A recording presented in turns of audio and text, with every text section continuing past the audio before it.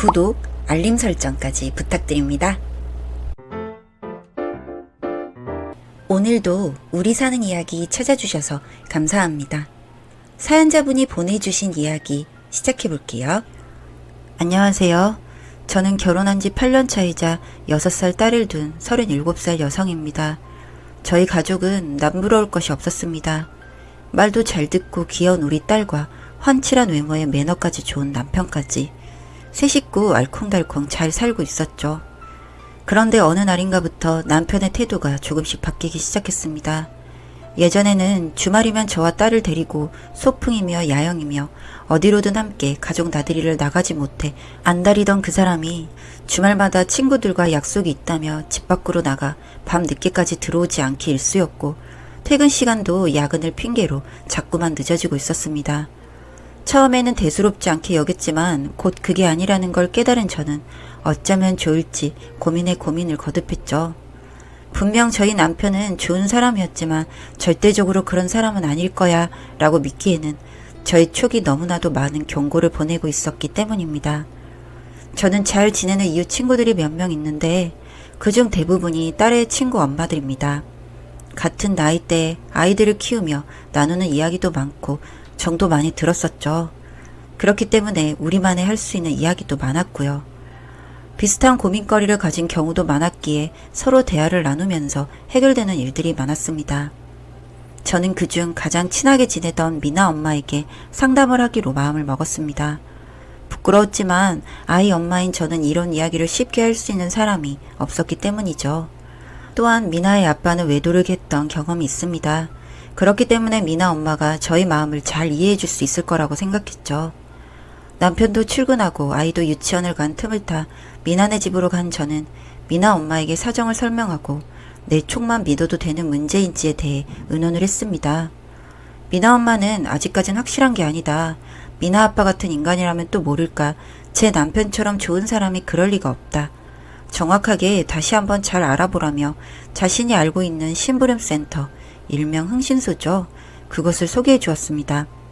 명함을 받아와 며칠 고민했지만 저 또한 확실한 게 좋다고 생각했기에 결국 흥신소에 연락해 약속을 잡았습니다. 흥신소에서는 근처 카페로 와달라고 했고 도착한 저에게 어떤 일을 원하냐고 물어봤습니다. 저는 주말이나 퇴근 후 남편이 만나는 여자가 있는지 알아봐 달라며 사진을 찍어달라 부탁했습니다. 그리고 연락이 올 때까지 기다리는 동안 저의 마음은 지옥과도 같았습니다. 그 시간 동안 남편에게 티를 내지 않고 평상시처럼 굴려고 노력했습니다. 약 2주간의 시간이 흐른 뒤 흥신소에서 연락이 왔습니다. 저는 한달음에 흥신소 사장을 만나러 갔습니다.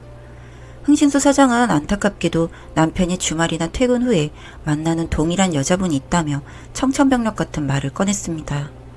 저의 심장은 쿵 하고 내려앉았지만 침착한 마음을 먹으려 노력했고 흥신소 사장은 노트북을 가져와 저에게 사진을 보여주었습니다. 그 사진을 본 저는 혼란스러움을 견딜 수가 없었습니다. 사진 속에서 남편의 팔짱을 끼고 환하게 웃고 있는 여자는 미나 엄마였습니다. 어떻게 이럴 수가 있었을까요? 안 걸릴 자신이 있어 나에게 흥신소까지 소개한 것인지 너무나도 참담하고 괴로웠습니다. 남편의 표정 또한 평상시에 볼 수 있던 표정이 아니었습니다. 그 사람이 그런 표정을 짓고 있는 걸 저는 얼마나 오래전에 봤는지 모릅니다. 저와 연애할 때죠. 차분하게 마음을 먹기로 했지만 눈물이 흐르는 것을 막진 못했습니다. 흥신소 사장은 마음을 굳게 먹어야 한다며 저를 위로해주고 앞으로 어떻게 해야 할지 한번 생각을 해보라는 말을 했습니다. 집으로 돌아온 저는 남편에게 오늘은 저녁에 할 말이 있으니 일찍 들어오라며 메시지를 보냈습니다. 퇴근 시간까지는 너무 길고 마음이 힘들었지만 집으로 돌아온 딸을 보며 견뎠습니다. 남편은 퇴근 후 어두운 표정으로 집에 들어왔습니다. 무엇을 예상하기라도 한 것일까? 그리 생각하며 근처에 사는 큰언니에게 부탁해 아이를 맡기고 와 남편과 대화를 하기 시작했습니다. 차분하게 마음을 먹으려던 다짐과는 달리 본론부터 툭 튀어나왔습니다. 나 다 알고 있어. 뭘? 너 바람 피우고 있잖아. 나 사진도 있어. 네가 미나 엄마랑 그렇고 그런 사이라면서? 쏟아져 나오려는 눈물을 참으며 떨리는 목소리로 한 말이었는데 뒤이어 나온 남편의 말에 턱 하고 말문이 막히고 말았습니다. 사진? 사진이라고? 말 잘했네. 나도 있어, 사진. 뭐? 말 같지도 않은 소리 그만해. 남편의 뜬금없는 말에 저는 어이가 없어 화밖에 나지 않았습니다. 그런 저에게 남편은 갑자기 인화된 사진 한 장을 내밀었습니다. 받아든 사진 속에는 흥신소 대표와 제가 있었습니다. 오늘 오전 흥신소 사장을 만났을 때 사장이 우는 저를 위로하기 위해 휴지를 가져와 제 손에 쥐어주던 상황을 교묘하게 촬영해 마치 그 사람이 저의 손을 애틋하게 붙잡고 있는 것 마냥 촬영을 한 것이었습니다. 말도 안 되는 상황이었습니다. 하지만 남편은 당당했습니다. 너도 바람피잖아. 그런데 나한테만 그렇게 말을 한다고? 이게 지금 무슨 속셈이야 도대체. 아이고 이 미련한 여자야. 똑똑하게 좀 했어야지. 악에 받쳐 소리를 지르는 저에게 남편은 아주 놀랍도록 침착하게 말을 했습니다. 저는 심장에 멎는 듯한 기분이 들었습니다. 남편은 제가 알던 사람이 아닌 것 같았습니다. 남편부터 시작해 미나 엄마 그리고 흥신소 사장까지 저는 그 누구도 믿을 수가 없었습니다. 무너져 내려 우는 저를 두고 남편은 방으로 들어가 버리고 저는 미칠 것 같은 기분이 들어 정신 나간 사람처럼 아무 신발이나 신고 뛰쳐나와 미나네 집으로 쳐들어갔습니다.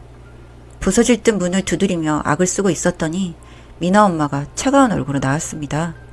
예상했다는 듯 조용히 저를 집 안으로 잡아 끌더군요. 제정신이 아닌 채 부들부들 떨고 있는 저를 내려다보던 미나 엄마가 말했습니다. 왜 왔어? 왜 왔냐고? 그걸 지금 말이라고 해? 내가 네 남편이랑 바람나서? 어떻게 그렇게 뻔뻔하게 굴 수가 있어? 흥신소까지 소개해주고? 네 남편이랑 바람난 게 나라는 걸 네가 알았으면 좋겠어서. 근데 흥신소 아니야. 그냥 아는 사람인데 내가 부탁한 거야. 흥신소 사장인 척 좀 해달라고. 너도 그 사람이랑 사진 잘 나왔더라고? 저는 제 귀를 의심했습니다. 내가 제대로 말을 듣고 있는 게 맞는지 정신이 아득해졌습니다. 이 모든 게 미나 엄마가 처음부터 다 작정하고 만든 일이라니. 심지어 마치 내가 외도를 하는 것처럼 찍은 사진들까지도 말이죠.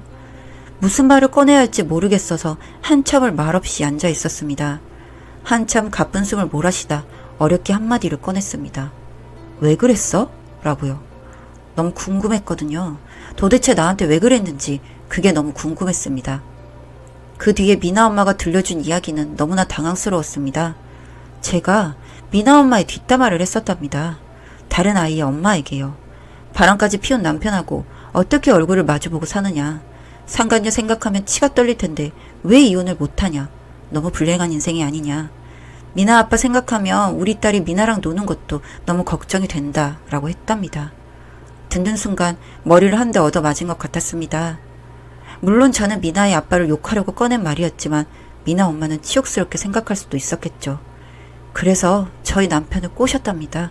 작정하고 바람 피우려고요.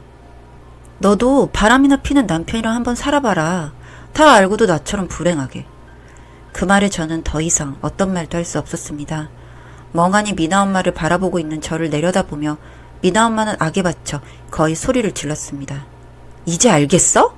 남편이 바람피는 걸 알면서도 애 때문에 부모 때문에 이런저런 이유 때문에 이혼도 못하고 살고 있는 사람이 있다는 걸 알았어야지. 말 조심했어야지. 너도 어디 한번 잘 살아봐.